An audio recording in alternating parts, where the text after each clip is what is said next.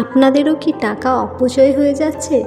দেখবেন এখনকার দিনে আছে বহু মানুষের কিন্তু অভাবের সংসার। তো সেই অভাবের সংসারে ভীষণ পরিমাণে টাকা অপচয় হয়ে যায়।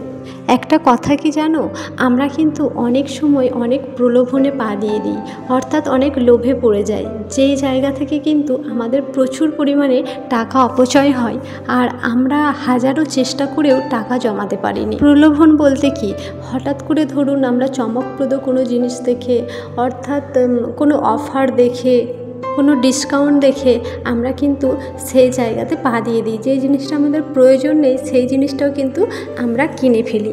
তো এই অভাবের সংসারে আমাদের এই যে সমস্ত টুকিটাকি ছোটোখাটোই বলুন বা অনেক বড়সড়াও বলা যায়, তো এই যে অপচয়গুলো আমরা করে থাকি, এই অপচয়গুলো বন্ধ করে আপনি কিভাবে টাকা জমাবেন সেই টিপসই আজকে আমি আপনাদের সাথে শেয়ার করব।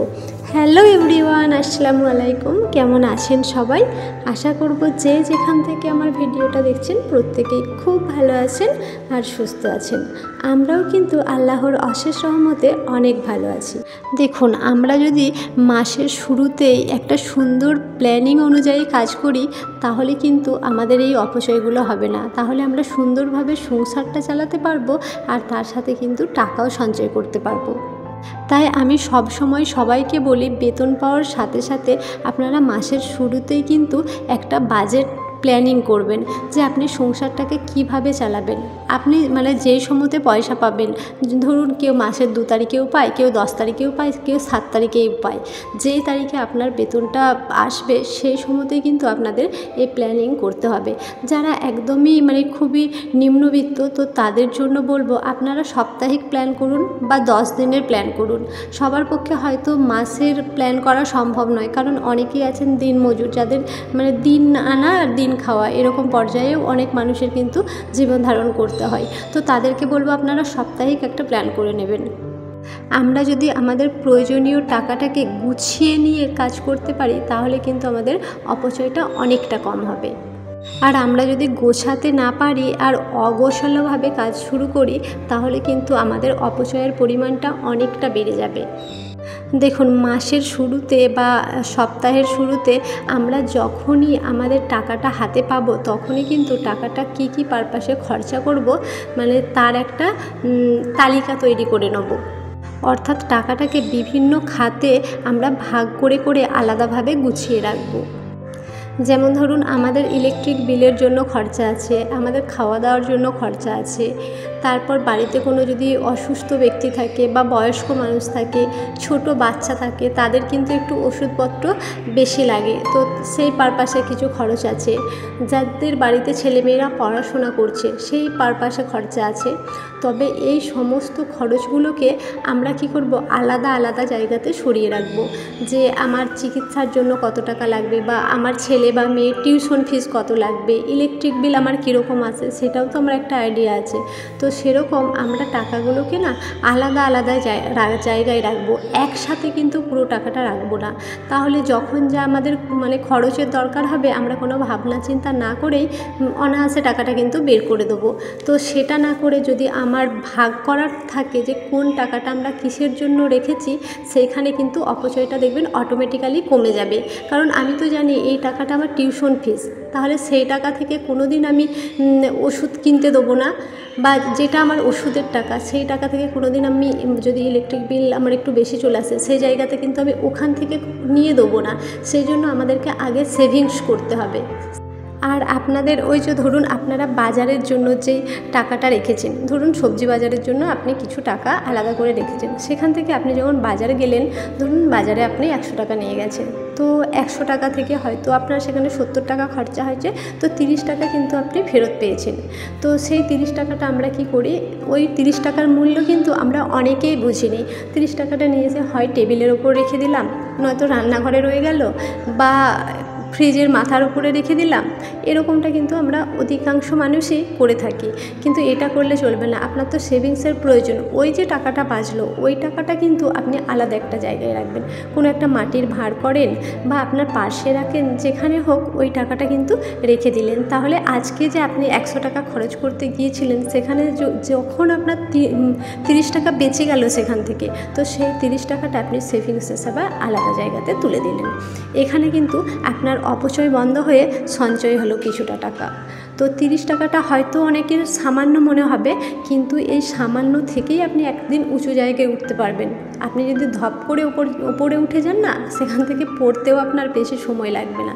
সেই জন্য আপনি ধীরে ধীরে ওপরে উঠুন, পরিশ্রম করে বুদ্ধি খাটিয়ে আস্তে আস্তে টাকা জমাতে শুরু করুন। দেখবেন সেই টাকাটা ধরে রাখার ক্ষমতা আপনার থাকবে।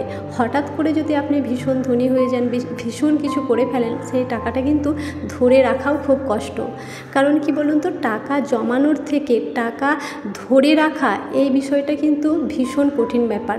আপনি আজকে 10 টাকা আয় করছেন, কালকে 100 টাকা আয় করতেই পারেন, কিন্তু পরশুদিন সেই 100 টাকাটাকে ধরে রাখার ক্ষমতা সবারই থাকে না। কারণ অনেকেই এরকম করে হঠাৎ ওপরে উঠে যায়, আবার হঠাৎ করেই নিচে পড়ে যায়। তাই বলবো যে কেউ হঠাৎ বড়লোক হতে চাইবেন না, ধীরে ধীরে আস্তে আস্তে আপনি আপনার লক্ষ্যে এগিয়ে যান।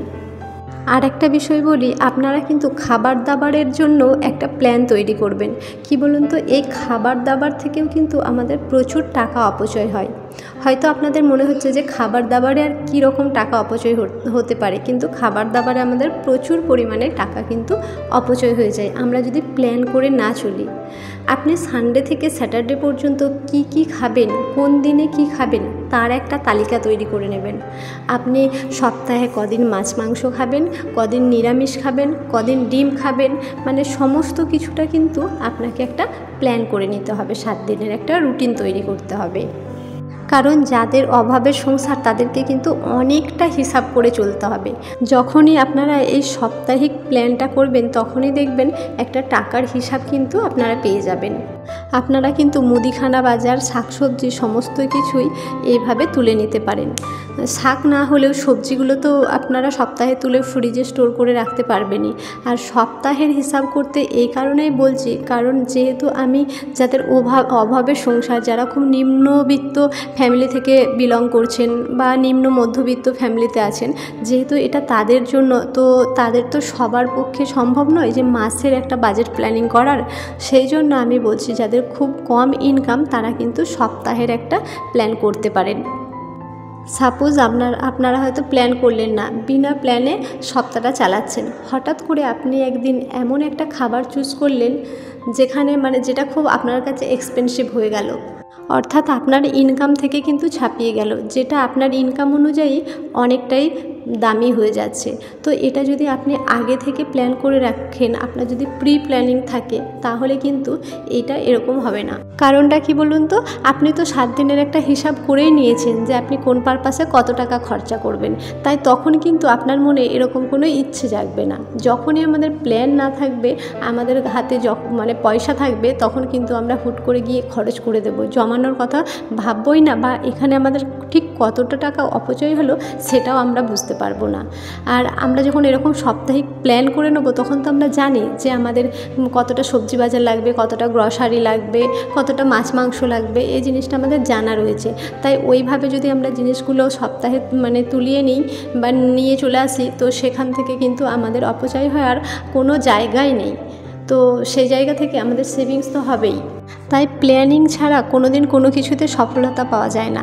আপনারা আমার এই টিপসগুলো একটু ফলো করবেন, দেখবেন আপনারা সপ্তাহের শেষে কিন্তু বেশ কিছুটা অ্যামাউন্ট আপনাদের কাছে দেখতে পাচ্ছেন। আজকের ভিডিওটা সংসারের অল্প কিছু কাজের মধ্যে দিয়ে আপনাদের সাথে শেয়ার করলাম।